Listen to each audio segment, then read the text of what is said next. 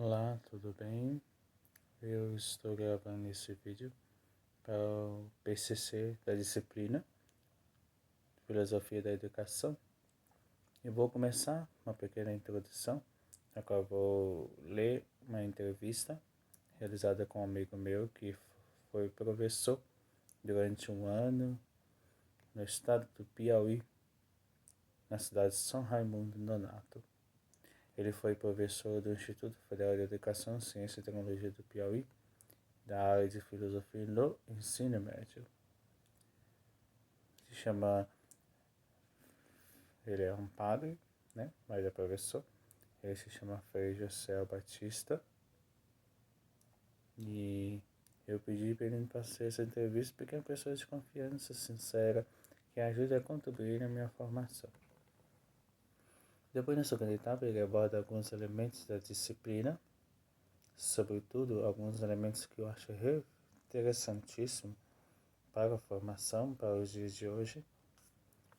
E acho muito válido que se deve recordar esses pontos para que depois eu possa fazer uma conclusão precisa e sair da forma de achismo, conforme a professora já havia ressaltado muito bem.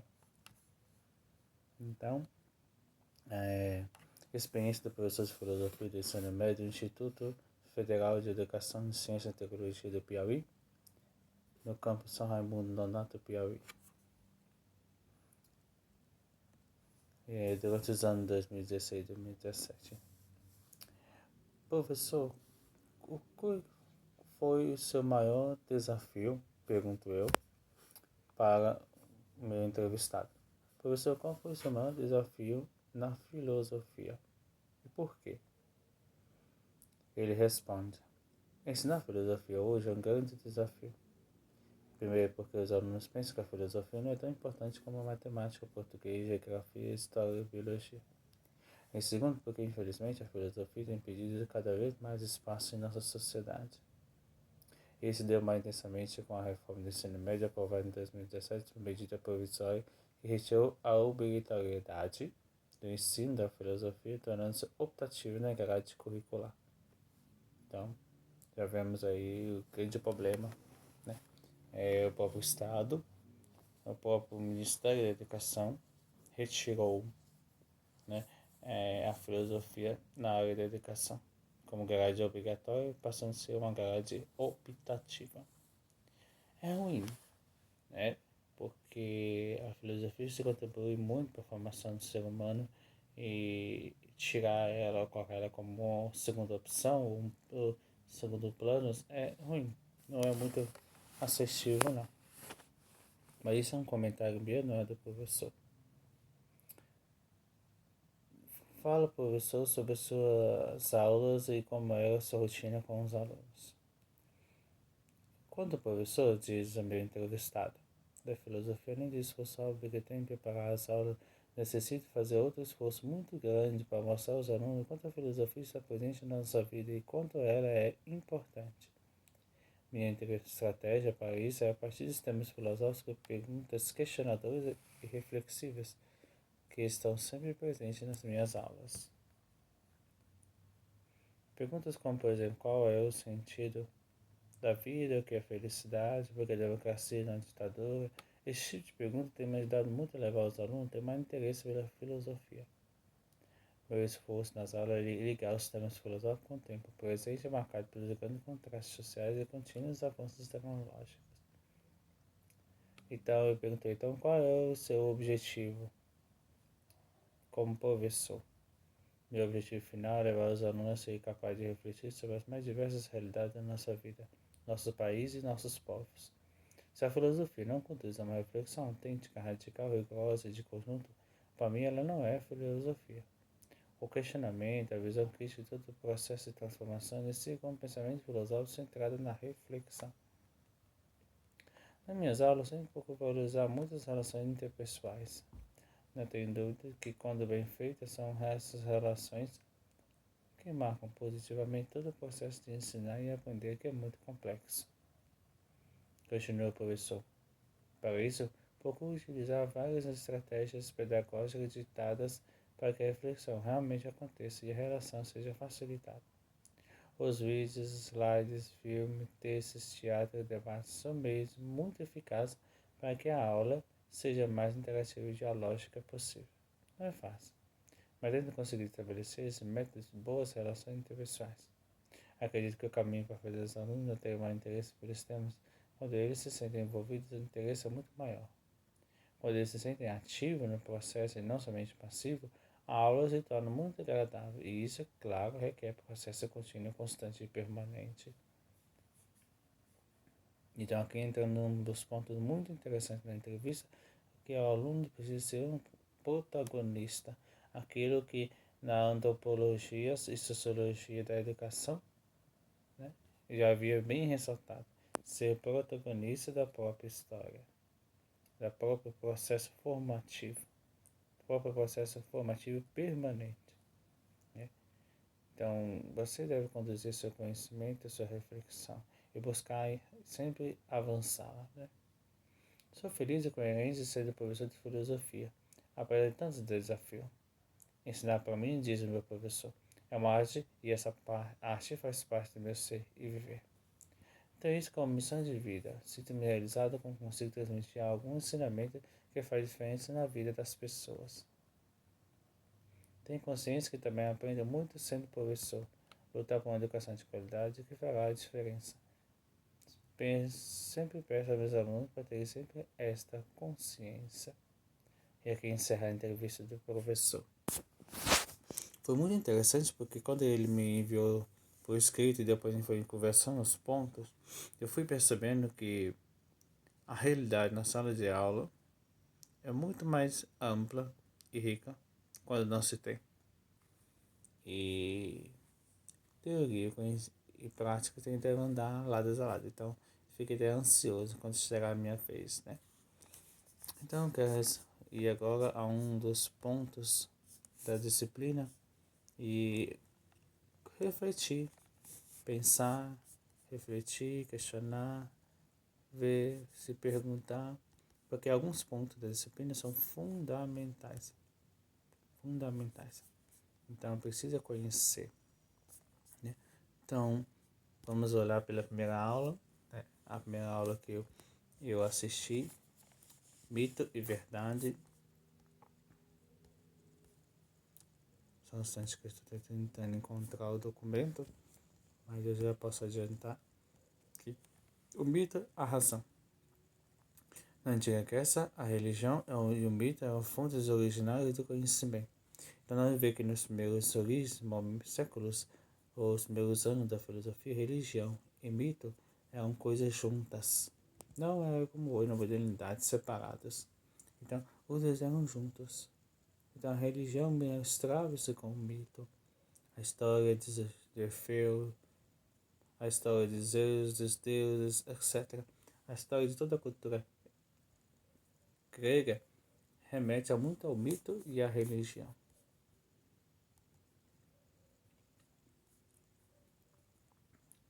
Então, os fatores políticos. Então, a filosofia já começa a entrar na realidade porque ela já questiona alguns elementos políticos. Sobretudo, nós estamos falando da cultura grega, né? Da cultura religiosa e da cultura econômica. O papel do Estado com os seus cidadãos, o discurso filosófico na Grécia Antiga, os naturalistas, né? Fogo, arqué, princípio das coisas, o discurso filosófico na Grécia Antiga, que eram naturalistas, pré-socráticos, depois Sócrates, e enfim, nós podemos ver que a filosofia começa a passar por vários campos, né? Quase virando uma astrologia, entre aspas. Então fala sobre o fogo, o ar, muito interessante, sobre a terra, né? Então a história da filosofia, ela foi criando, construindo seu espaço à medida em que ela se questionava o tempo todo. Então uma coisa que começou no mito se passou para a razão com Renan Descartes e depois vai se combinar a razão com Emmanuel Kant e depois por fim ela vai começar a aumentar com Heidegger na fenomenologia, depois ela vai crescer na filosofia na filosofia de Merleau-Ponty, também outro filósofo muito interessante que eu conheço, que é um filósofo da fenomenologia, do fenômeno das coisas, né? Nós temos Platão, mundo das ideias, depois nós temos Aristóteles, que tem um pensamento mais centrado, mais preciso, né? Sobretudo a questão da alma, não é? Depois nós temos o desenvolvimento profundo sobre a filosofia dos modernistas, não é? Sobretudo aqueles da nossa época, os mais próximos. Então, a filosofia, ao longo do tempo, ela vai evoluindo à medida em que as coisas vão sendo questionadas. Então, relacionando tudo isso com a entrevista do professor, eu penso que a filosofia, sem dúvida, deve estar relacionada ao cotidiano das pessoas, sobretudo nos tempos de hoje. O porquê da ditadura, como surgiu a ditadura, como se deu a ditadura, o que se fala sobre os equívocos sobre tal, né? Depois levar um indivíduo a conhecer sobre a importância da democracia, o que ela constitui, o que ela constrói, o que ela reflete. Então, tudo isso é fundamentalmente importante. Por fim, nós temos um outro elemento que eu acho muito interessante tentar encontrar na filosofia da educação.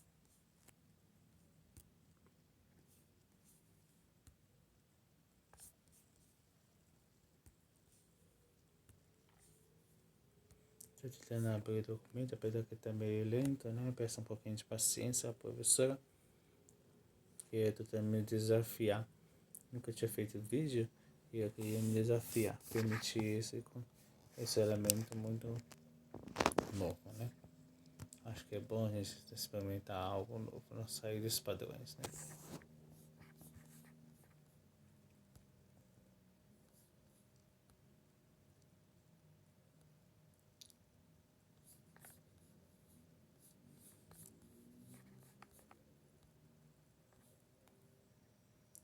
Então,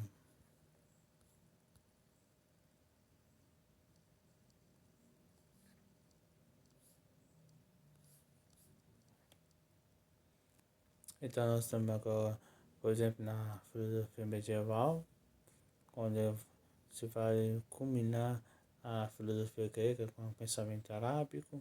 Aí depois nós temos a filosofia escolástica, né, Guilherme de Ockham, Tomás de Aquino, que bebe da filosofia aristotélica. Então você vê que um filósofo volte ao outro constantemente para questionar um ponto, para enriquecer aquele ponto, para reformular o ponto em outras ideias. E mais à frente nós temos a filosofia da filosofia medieval para a filosofia moderna, onde o rompimento com a questão da religião, né, sempre associado ao sentido político de mudança, por causa do contexto. Muito bom lembrar, na disciplina fez ressaltar muita importância do contexto. O pensamento do autor está influenciado pela sua realidade inserida. Então, a modernidade começa a questionar elementos mais precisos do cotidiano, como o progresso, como o ensino tecnológico, não é? Como ressaltar revoluções, as revoluções iluministas, a Revolução Francesa, a revolução, diversas revoluções do pensamento. Então tem o humanismo, tem a revolução científica, a reforma protestante, a descoberta do ceticismo, né? Depois nós temos a revolução da ciência, cuja agora a Terra é o centro do universo. Ela não é mais, agora é o Sol o centro do universo. A Terra é só um planeta de vários outros planetas. Você vê a importância disso. E aqui eu quero ressaltar um dos pontos da disciplina, que é fundamentalmente importante. Esse é o ponto que eu queria entrar, né? Então é muito importante que os alunos conheçam todo esse processo histórico que a filosofia possui, desde os primeiros filósofos até os dias de hoje, para perceber que o pensamento filosófico ele foi gradualmente crescendo, né? Então, nós temos depois Hegel e Marx, que Hegel aponta a necessidade de levar em conta o processo histórico da formação da consciência. Então, e como se dá essa formação da criança, do adulto. Então, essa ruptura vem se manifestando, né? Aqui nós podemos ver, a ruptura já vinha se manifestando tanto em relação ao racionalismo quanto ao empirismo. Então, a criança já tem uma experiência da realidade. Outros achavam que a criança tem o quê, né? O princípio da racionalidade, a razão, por assim dizer, né? Onde o conhecimento brota, mas que foi o conhecimento com modelos privilegiados. E para Marx, questiona seus pressupostos idealistas, né? Em que consiste o processo educacional contemporâneo. Aí está aqui o ponto mais interessante que eu achei. O processo educacional é influenciado pela crise e instabilidade a qual os mundos estão sujeitos desde o início do século XX. A importância é compreender a fundamentação da complexidade da época contemporânea. Não resta dúvida que o século XX foi bastante rico em experiências educacionais e no pluralismo da teoria pedagógica. Constantemente, várias transformações no campo quanto na cidade e na mentalidade. Então você vê que a educação ela não é mais uma coisa muito exclusiva, né? É uma coisa muito profunda. John Durkheim, defensor do pragmatismo, né? Depois nós temos o processo de educação que consiste na constante reconstrução da experiência. Então a criança tem uma experiência, é preciso relembrar essa experiência. Depois, para cumprir a função do processo educativo, deve levar o aluno a conhecer o ensino mecânico ou o ensino da medicina ou o ensino da licenciatura, no caso do professor, né? A eficácia no processo de educação depende do interesse positivo do educando. Então, renovar o interesse da criança. A criança precisa retornar a esse processo, não é? E por fim, a escola não é um repertório de conhecimento. Ela é um auxílio social, um fator social, né? Um auxílio social para dar ao ser humano a crescer enquanto pessoa. Então, o processo educativo deve levar o educando a assumir de acordo com os interesses e valores culturais da comunidade. É a integração de sua experiência na experiência da comunidade, pois são as forças da comunidade que atuam na sua vida, e com estas eles terá que operar. O educador, no caso do professor, deve levar o processo de tal maneira que não haja conflito entre esforço e interesse. Então, concretizar a ideia de socialização do processo educativo implica na sua crescente individualização o objetivo de aproximar-se melhor do meio em que educando se desempenha suas aptidões e capacidades. Portanto, deve fundamentar-se na capacidade individual do educando, principal agente do processo educativo. Anísio Teixeira, que veio trazido para o Brasil, educador Anísio Teixeira foi aluno e admirador na escola dos Estados Unidos. Então, para ele, a famosa escola nova, a concepção da escola, de um lado, resgatou a importância do sujeito de aprendizado, por outro, acabou dando margem para chegar a uma visão intimista, individualista de cada um, e na verdade, cada um é um pouco do outro, do grupo a qual pertence. Depois tem Paulo Freire, nunca muito conhecido, na qual veio parte da análise da realidade vivida pelo povo brasileiro, aposta no processo educativo que reconheça os direitos da massa popular e de uma educação popular e reconheça a urgência da democratização da cultura nacional. Então vejamos que esses autores estão no contexto em que a educação brasileira ainda estava em construção, nas suas bases, na base educacional. E hoje tem esse grande retorno, essa grande complexidade, mas que ainda precisa estar se renovando. Então, resumindo, né? O segundo, diferenças práticas pedagógicas dependendo da visão do educador. Possibilidade de avançar e dar continuidade ao projeto de Paulo Freire. A criança é um indivíduo, não um robô, né? É um indivíduo que precisa ser valorizado e ajudá-lo a chegar ao conhecimento. Daí eu concluo que, analisando o professor e que eu entrevistei e analisando as aulas da disciplina, sem dúvida, dar aula é um desafio. Sobretudo na área da filosofia, se você não está interessado, se você não quer conhecer, porque a filosofia é algo que hoje parece ser ultrapassado, o que não é de fato, né? Então, a filosofia é fundamental